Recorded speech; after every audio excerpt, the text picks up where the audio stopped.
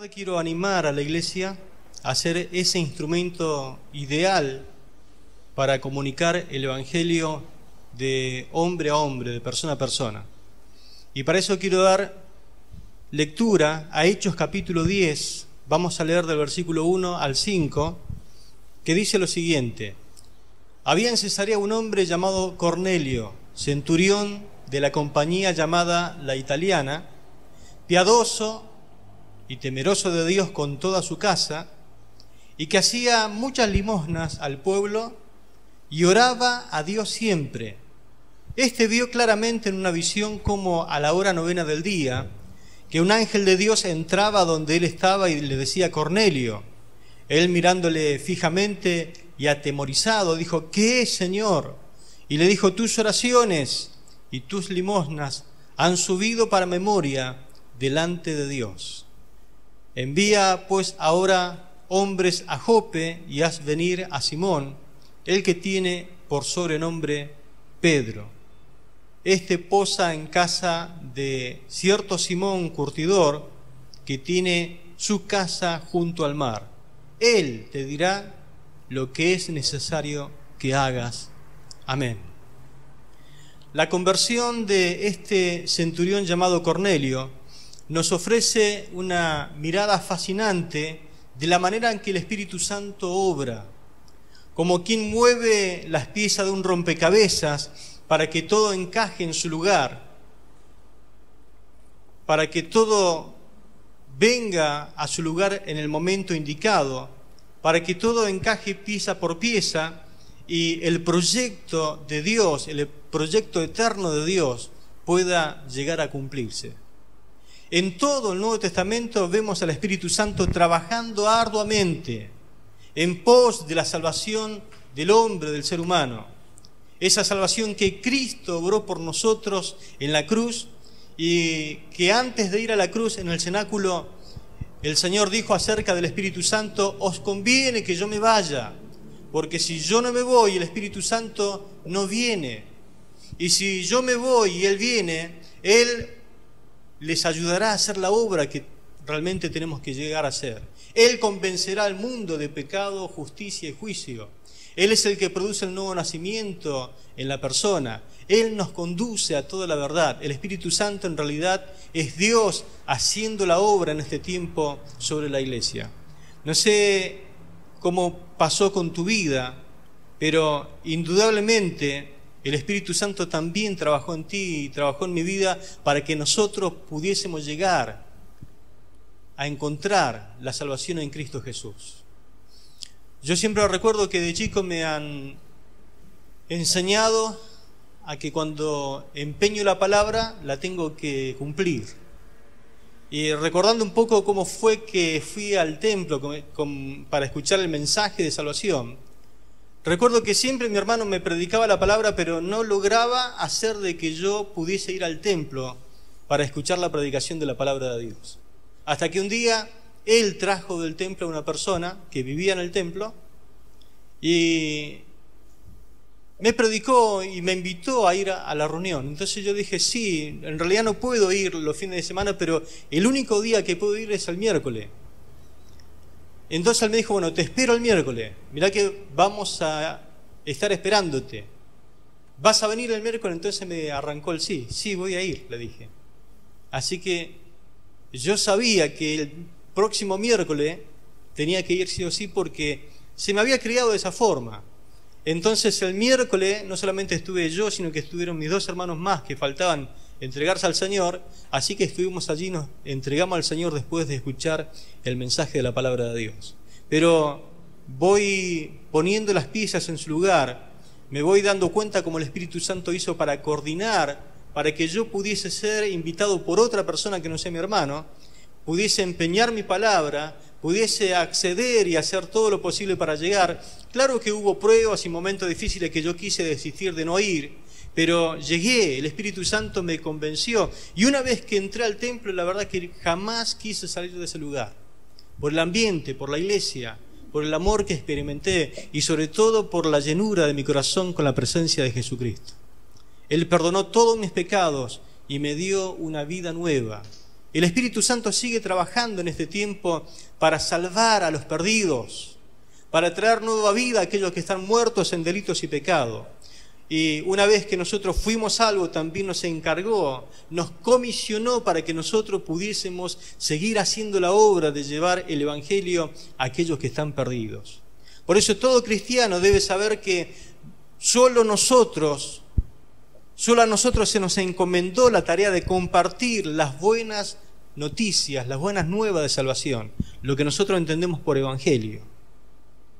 Se nos encomendó solo a nosotros la tarea de compartir las buenas nuevas de salvación por las siguientes razones. Número 1, porque el ser humano no puede salvarse a sí mismo. El ser humano no puede salvarse a sí mismo. El verso 2 dice acerca de Cornelio que era, a pesar de ser un romano, dice que era piadoso y temeroso de Dios con toda su casa, y que hacía muchas limosnas al pueblo y oraba a Dios siempre. Aquí nos dice que a pesar de ser origen romano, es decir, pagano, este hombre era temeroso de Dios juntamente con toda su casa. No solamente él temía a Dios, sino que guió a su familia a temer a Dios. Inclusive dice que daba generosamente al pueblo con frecuencia.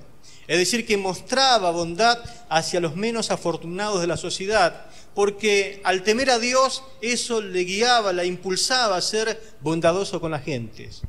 Por las características que el texto nos describe, inclusive quizás haya sido mejor que algunos miembros de la iglesia de hoy. Pero las Escrituras nos declaran que este hombre, con todas sus buenas obras, estaba perdido delante de Dios. No era salvo. Todavía no estaba preparado para partir a la eternidad, porque no había arreglado sus cuentas con Dios. ¿Por qué digo que no era salvo? Porque la Biblia nos dice eso.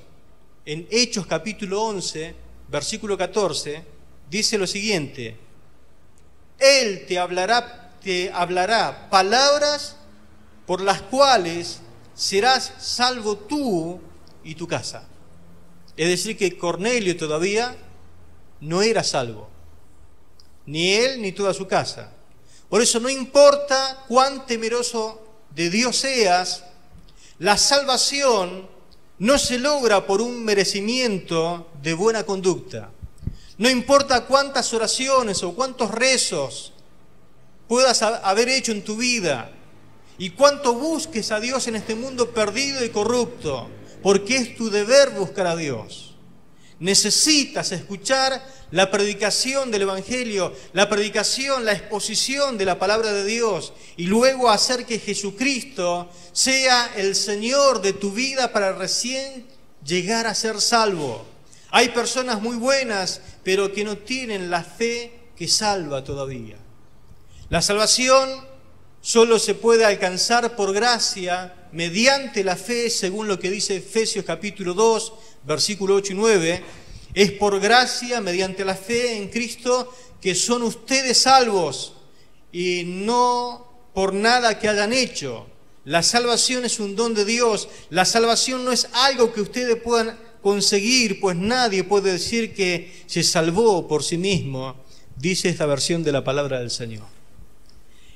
El lugar de condenación, lo que nosotros conocemos como el infierno, aparte de los malvados e impíos, también está lleno de personas buenas, de personas que han tenido muy buenas intenciones en la vida, muy bondadosas con el prójimo, pero se creyeron tan buenos que no necesitaban salvación.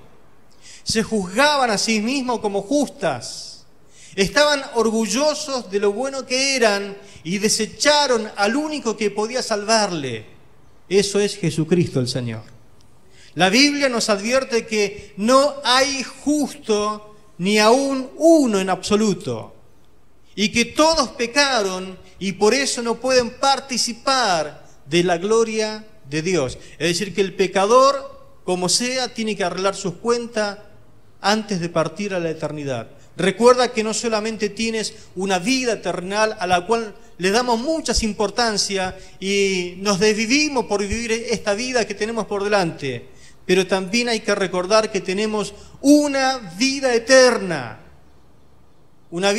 que no tendrá final, a la cual debemos ingresar salvados. La primera razón entonces es porque el hombre no puede salvarse a sí mismo, y la segunda es porque el mundo angelical no tiene la autorización para hacerlo. El mundo angelical no puede predicar el Evangelio. Como resultado de su búsqueda, de su hambre espiritual, el Señor le envió un ángel a Cornelio con un mensaje. Pero a pesar de su pavor, Cornelio se animó a preguntarle qué quería.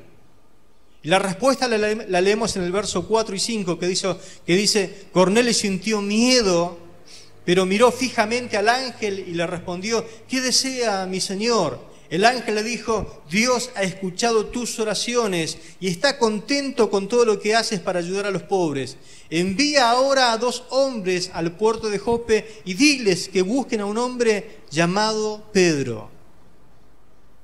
¿Por qué Pedro? Porque él estaba capacitado para traer entendimiento a las preguntas del corazón de Cornelio.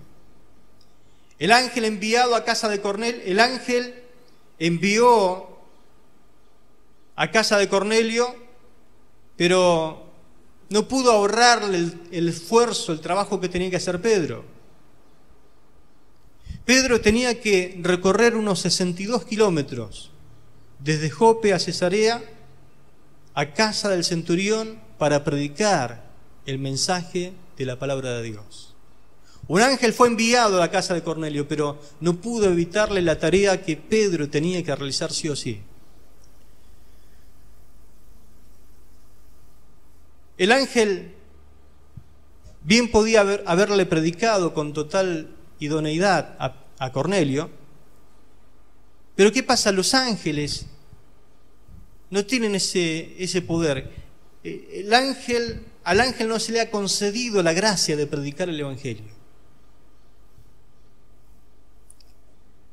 Bien lo dijo Pedro en su epístola, la primera, en el capítulo 1, verso 12, dice, a ellos les fue revelado que, no para sí mismos, sino para ustedes, administraban las cosas que ahora les ha sido anunciadas por los que le han predicado el Evangelio por el Espíritu Santo enviado del cielo. Está hablando de los profetas. Cosas que hasta los ángeles anhelan contemplar. Hay cosas que los ángeles anhelan, observan, miran, pero no les es concedido hacer lo que a nosotros sí se nos obliga a hacer. Significa que los ángeles se inclinan para ver mejor. Esa palabra que dice, anhelan contemplar. Por esta razón, William Barclay dice, es inexcusable la insensatez en la predicación. Porque bien lo podrían hacer los ángeles, pero nosotros no podemos menospreciar la predicación. La predicación del mensaje de la palabra de Dios, desde un púlpito, persona a persona o como sea. No hay disculpas para presentar un mensaje embarrado de tierra y falto de amabilidad, sin interés ni emoción. Ellos lo pudieran hacer, pero Dios no concede el privilegio a ellos, sino a nosotros. Por lo tanto, actuemos con la mayor responsabilidad delante de Dios cuando nos toque presentar el mensaje de la palabra de Dios. Por otro lado, la Escritura nos enseña que Dios exime su multiforme sabiduría al mundo espiritual a través de la iglesia, eso es, a través de los hombres, de los seres humanos. Dios utiliza la iglesia con todo su poder, con toda su sabiduría, y de esta forma, dice la Biblia, les enseña al mundo espiritual. ¿Y cómo es eso? Bueno, Efesios capítulo 3, verso 10 lo dice. Efesios 3:10.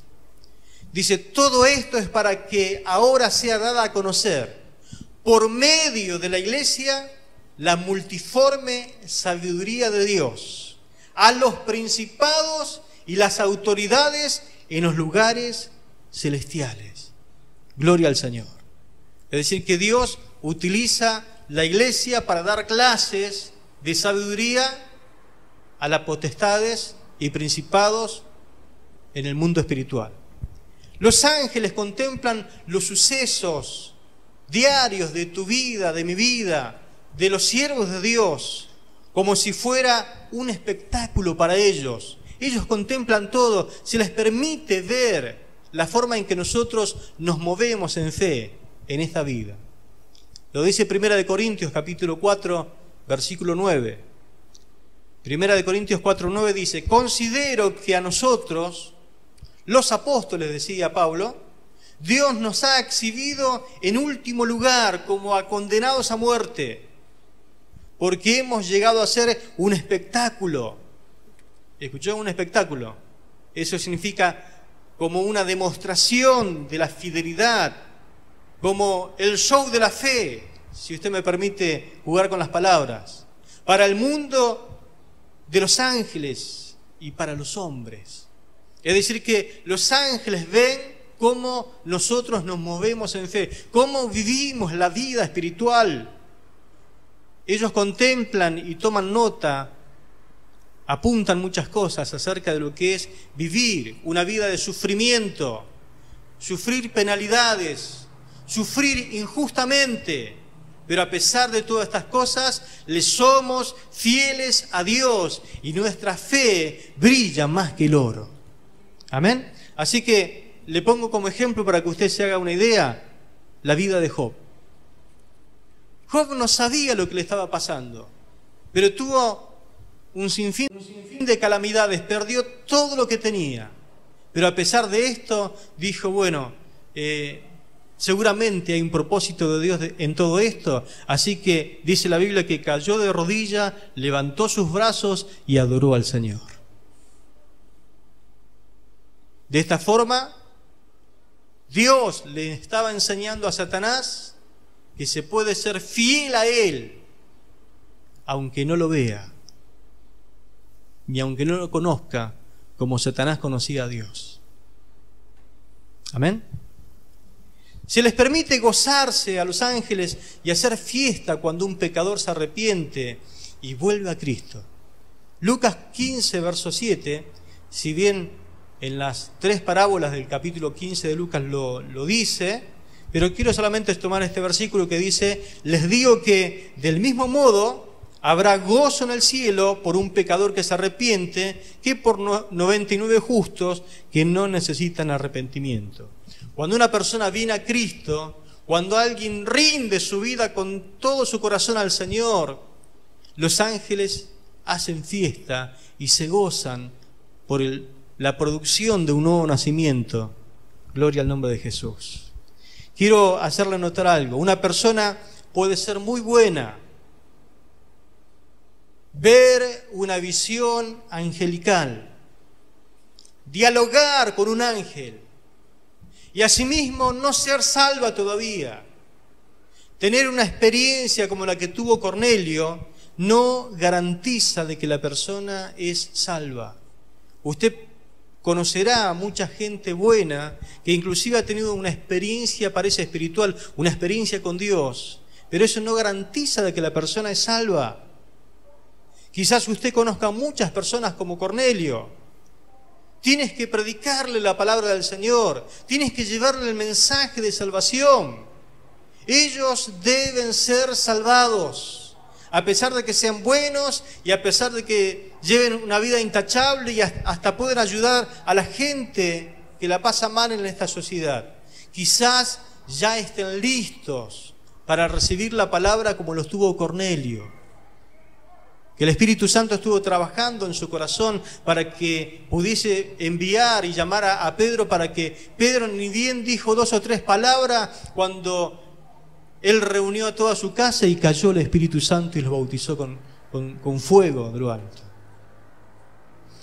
Quizás ya están listos para recibir la palabra en su corazón. Entonces hemos visto como el hombre no puede salvarse a sí mismo y que el mundo angelical no tiene la autorización para predicar las buenas noticias de salvación.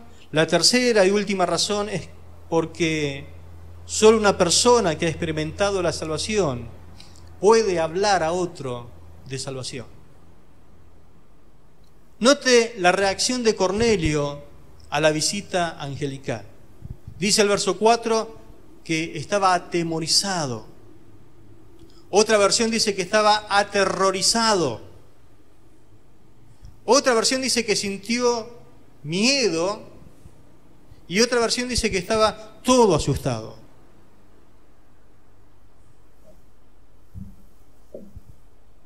Estamos hablando de un oficial de alto rango de uno de los ejércitos más poderosos de la tierra, el ejército romano. Un hombre acostumbrado a ver los horrores de la guerra. Pero esta aparición de un ángel cuando él estaba haciendo su oración a Dios lo espantó, lo aterrorizó, lo dejó perplejo, lleno de miedo. Y no es para menos, ¿no? La reacción de Cornelio es común a todas las personas que en las Escrituras recibieron la visita de un ser angelical. Aún no hemos encontrado un relato donde la persona que haya tenido esta experiencia no haya sentido miedo ante ese suceso. Eso, por ejemplo, le pasó a Zacarías cuando él estaba ofreciendo incienso delante de Dios. Dice Lucas 1:12 que Zacarías se inquietó mucho y tuvo mucho miedo. Tuvo mucho miedo ante la presencia de Gabriela y al lado suyo. Se le apareció y quedó inquieto. Daniel, el profeta Daniel, uno de los más santos de la Biblia, un hombre con mucha experiencia espiritual, un hombre al cual Dios usó mucho, pero cuando él estaba buscándolo a Dios intensamente por algunas razones que él tenía, dice en el capítulo 10, versículos 5 al 10, que no fue la única experiencia, sino solamente quiero tomar una nomás, dice que se puso pálido de miedo. No sé si alguna vez le pasó que vio a alguien que se espantó y se puso blanco. Es como si se te baja la presión. Se puso blanco de miedo y se debilitó tanto que cayó desmayado, rostro en tierra. Es decir, que cuando tuvo la experiencia de la visita de un ángel, él fue como que se desmayó y se desplomó cayendo rostro a tierra. Eso es lo que pasa cuando un ángel viene con una respuesta y se nos permite verlo, pero no podemos resistir la presencia de esa gloria que viene impregnada de Dios y caemos ante semejante experiencia espiritual. Marcos 16, versículos 5 y 6, las mujeres cuando fueron al sepulcro a ver si podían ponerle, por la costumbre de los entierros en aquel tiempo, se lo llenaba el cuerpo con hierbas aromáticas. Cuando entraron y vieron en la tumba un ser que estaba allí sentado, dice que era joven y que estaba vestido con ropas blancas, luminosas y largas, dice la palabra que las mujeres al ver la tumba y a este ser angelical se espantaron y se asustaron. Se espantaron y se asustaron. Entonces un ángel no es el instrumento más ideal para anunciar las buenas noticias a los hombres. No es la herramienta adecuada. Los hombres escuchan con respeto y atención a los hombres. Podemos hablar fluidamente siempre y cuando sea de igual a igual. Podemos comunicarnos con una persona mucho más cuando hemos sufrido quizás las mismas tribulaciones y hemos sido sacados del mismo lodo cenagoso y hemos quizás disfrutado también las mismas alegrías. Podemos hablar cara a cara con la persona.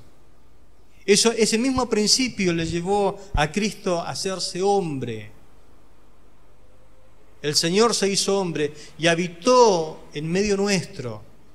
Y Él logró su mejor conexión con el ser humano cuando se vistió de la misma humanidad que tiene el ser humano. Por eso es que Él se hizo hombre.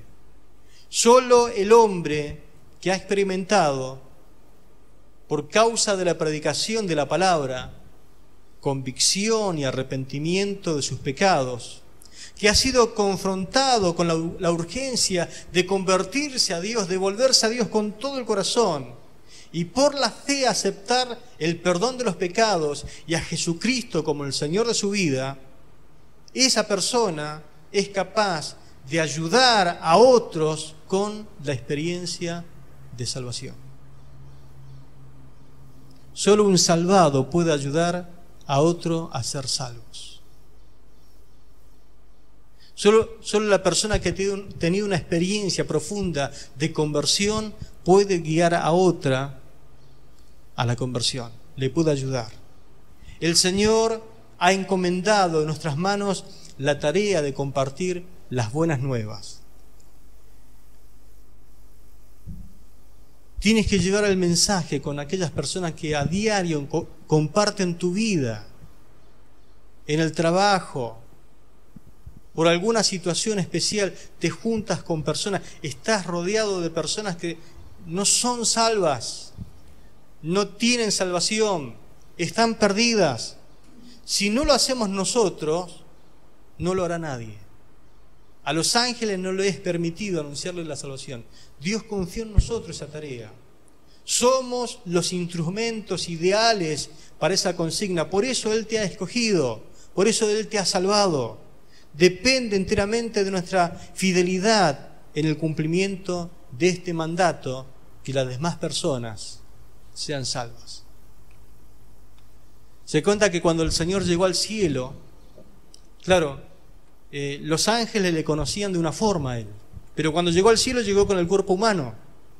Todavía el Señor tiene el cuerpo que Él tuvo en la tierra. Lo que pasó con el Señor fue que nunca más se pudo despojar de ese cuerpo humano. Así que ese cuerpo está glorificado, pero llegó al cielo, ascendió. Y cuando lo vieron los ángeles, lo tocaban y le decía: ¿qué es eso? Y este es mi cuerpo, un cuerpo nuevo que tengo. Es un cuerpo glorificado. Y le preguntaron qué eran esos agujeros que tenían en las manos. Y bueno, él dijo: bueno, esto me pasó, padecí la muerte en la cruz por causa de que el hombre estaba en pecado y necesitaba morir por ellos. Así que le mostró sus espaldas, le mostró las manos, le mostró el costado que tenía el agujero de la lanza, le mostró los agujeros en el pie. Y los ángeles quedaron sorprendidos, maravillados. Y uno de ellos le hace una pregunta: Señor, tanto te costó salvar al ser humano, tanto te costó la salvación, ¿y en manos de quién dejaste semejante responsabilidad de anunciar a la gente que hoy puede ser salva, que hoy puede cambiar de vida, que hoy hay perdón para sus pecados? ¿En manos de quién dejaste esa responsabilidad? Y el Señor miró a los ojos de los ángeles y le dijo: en manos de mis seguidores, en manos de mis discípulos. Y otro ángel le dice al Señor: Señor, ¿y si ellos fallan?